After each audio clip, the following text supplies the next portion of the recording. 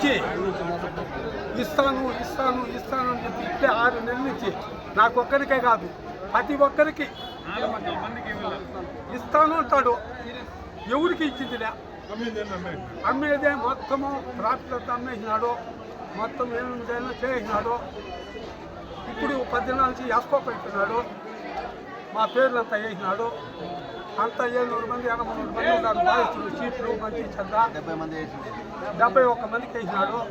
ఉండేది మాత్రం 700 మందికి పైన ఉన్నారు, 1000 మంది ఉన్నారు. చీటీలు మాత్రము చీటీలు వాళ్ళు వేసిందా, మేము ఎవరెవరు మేలు చేస్తున్నాం అందరినీ వేసిన వాళ్ళే వేసినారు స్వామి. ఏదో దయచేసి మీరు పవన్ కళ్యాణ్ కూడా పంపించండి, మీరు ఏం చెప్తే మేము దాన్ని కట్టుబడతాము. మాకు చాలా బాధలుగా ఉంది. లోకేష్ గారు కూడా పంపించండి, మేమంతా ఆత్మహత్య చేసుకుంటున్నాము. చంద్రబాబు నాయుడు కూడా పంపించండి, మీరు న్యాయం చేయండి. మీకేం చేస్తాము, మేము 10 మంది మేము రెడీ చేస్తాము. నష్టపోయిండేదా అదే అమౌంట్ ఇప్పుడు నాకు సంబంధించిన మా కుటుంబం మొత్తము 65 లక్షల వల్ల సీట్లు 80 లక్షలు అంతా అయిపోయినాయి, చేతులు పైకి. నా పేరు రవి, పల్లి వీధి మాది. మా తరపున మా వీధిలో ఒక మనిషికి 50 లక్షలు వల్ల 6 నెలలు వడ్డీ అడగద్దు, మొదలు అడగద్దండ. 6 నెలల తర్వాత మొత్తం ఇస్తామని చెప్పినాడు.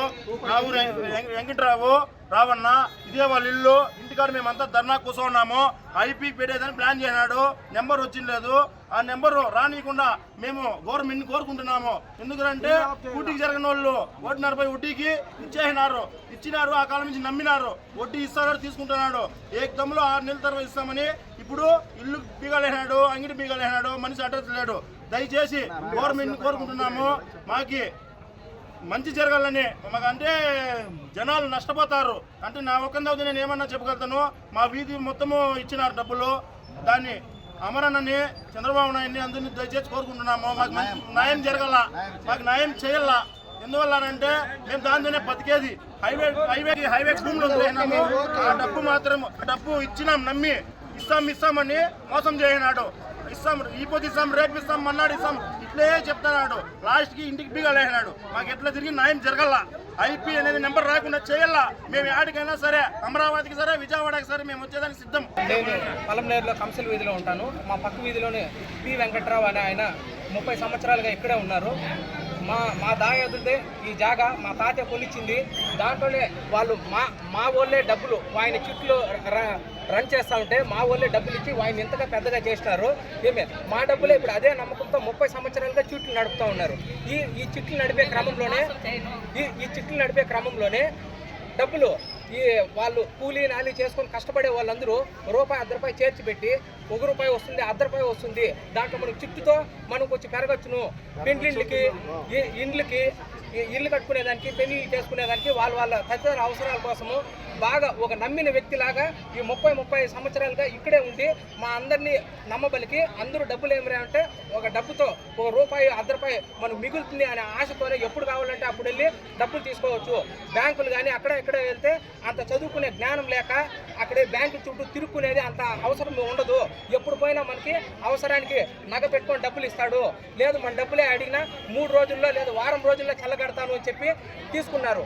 ఒకవేళ ఇది వాళ్ళు ఎత్తుకొని ఇచ్చేటప్పుడు ఖచ్చితంగా మీరు ఇచ్చేస్తారా అంటే అవును, మేము వారం లోపల మీ డబ్బులు 10 లక్షలు కానీ 10 లక్షలు, ఒకవేళ 50 లక్షలు అంతకు మించి డబ్బులు ఉంటే 1 నెల రోజుల్లో మీ డబ్బులు మొత్తం సర్దుబాటు చేసి ఇచ్చేస్తామని అందరికీ నమ్మబలికి అందరి దగ్గర డబ్బులు తీసుకున్నారు. అదే క్రమంలో ఏమంటే నేను కూడా గత 3 సంవత్సరాలుగా చిట్టు కట్టినాను. ఈ చిట్లు నేను ఫస్ట్ వచ్చి 3 లక్షల రూపాయలు చిట్టి వేసినాను. ఈ 3 లక్షల రూపాయలు చిట్టి చివరి వరకు నేను ఎత్తలేదు. మళ్ళీ ఆ 3 లక్షలతో పాటుగా ఆ డబ్బులు అక్కడే పెట్టి ఒక 2 లక్షలు నా దగ్గర ఉండేది అడిషనల్గా ఇచ్చినాను. మొత్తం 5.5 లక్షలు, మళ్ళీ ఒక 50,000, మొత్తం 5.5 లక్షలు ఆయన దగ్గరే పెట్టి 1.5 రూపాయి వడ్డీ ఇస్తాము అన్నారు. కరోనా ముందు 2 రూపాయల లెక్కతో వడ్డీ కట్టి అందరికీ ఇస్తా ఉన్నారు. కరోనా తర్వాత 1.5 రూపాయల లెక్క వడ్డీ కడతా ఉన్నారంటే వీలైనంత మంది తెచ్చుకున్నారు. మేము సరేలే, మనకి ఎక్కడైతే ఏముంది మనకు నమ్మకంగా మనకి ఏదైనా సరే మనకు ఒక చిట్టి కూడా వేసుకున్నాము. దాంతోపాటుగా మేము 5,10,000 రూపాయలు చిట్టు డబ్బులు వేసినాము. అది ఆ చిట్టు పూర్తి అయిపోయింది. ఈ నెలతో పూర్తి అయిపోయింది. 34 నెలలు పూర్తిగా చిట్టు అయింది. ఈ 34 నెలలు కూడా నేను కట్టినాను.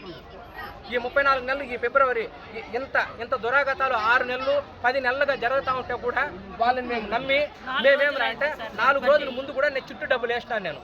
చుట్టూ డబ్బులు నేను స్వయంగా నేను వేసినాను అనమాట.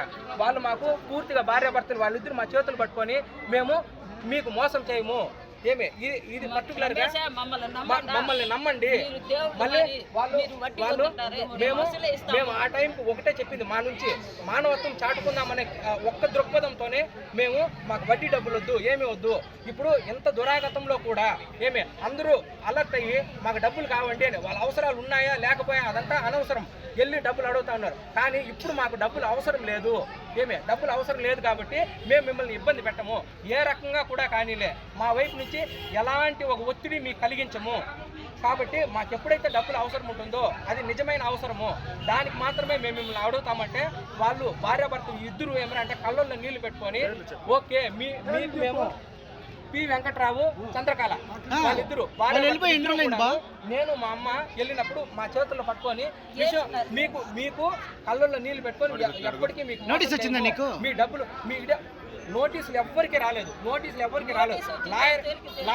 లాయర్ ద్వారా పిటిషన్ దాఖలు చేసినారు. పిటిషన్ దాఖలు చేసిన దాంట్లో 71 మంది పేర్లు ఏమరా అంటే వీళ్ళు మమ్మల్ని ఒత్తిడికి గురి చేసినారు. అందులో మెన్షన్ చేసిండేది ఏమరా అంటే కొన్ని పాయింట్లు పర్టికులర్గా మాట్లాడాలంటే ఆల్కహాల్ తాగి వాళ్ళ ఇంటి దగ్గర వచ్చి గొడవ చేసినారు అన్నారు. ఏ రోజు కూడా వాళ్ళ ఇంటి దగ్గరికి మేము కనీసం ఇట్లా రోడ్లో నిలబడిన క్రమం కూడా లేదు. దీంట్లో మీ పేరు ఉందా లిస్టులో? నా పేరు 11 పేరు ఉంది. అందుకే ఆ వేదంతోనే నేను ఇప్పుడు మాట్లాడుతూ ఉన్నాను. నాకు మా అమ్మకు వాళ్ళు పూర్తిగా చేతులు పెట్టుకొని మీకు ఏ రకంగా మేము అన్యాయం చేయము, మీ డబ్బులు మీకు ఇస్తాము కానీ కొంచెం టైం పడుతుందంటే మేము ఎప్పుడు ఏమంటే వాళ్ళు ఒత్తిడి కలిగించకుండా డబ్బులు మాత్రం మాకు వస్తే చాలు అనే మేమతో నెమ్మదిగానే ఉన్నామన్నమాట. ఇందులో అఫీషియల్ గా మెన్షన్ చేసిండేది ఎక్కడ ఆ పిటిషన్ లో మెన్షన్ చేసిండేది అక్షరాల 13 కోట్ల 14 లక్షలు 13 కోట్ల. అది ఏమి ఆయనకు గుర్తున్న పేర్లు అనుకుంటాను.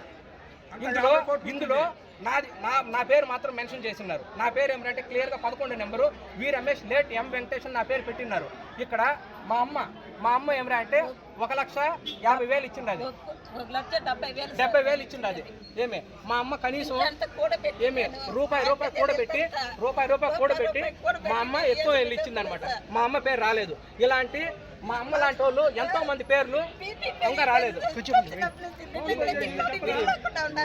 కాదు ఇలాంటి పేర్లు ఆ లిస్టులోకి రాని పేర్లు ఇంకా ఎన్నో ఉన్నాయి.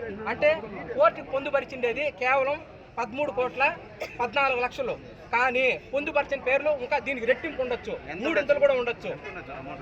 దాదాపు 14 కోట్లు తినేసే కావునా అబ్బా కొడుకు దొంగలు ఏమంటే టాకు బెంగళూరులో ఏమో ప్రాపర్టీ కొన్నారు అనేసి ఒక టాకు. 14 కోట్లు తినేలేరు కదా. అఫీషియల్ గా 14 కోట్లు, అన్అఫీషియల్ గా 70-80 కోట్ల వరకు ఉంది. ఎత్తుకొని ఆడ ప్రాపర్టీ కొనిండారు. వాళ్ళంతా పట్టుకొని వస్తే అంతా నిజాలు బయట వస్తాయి.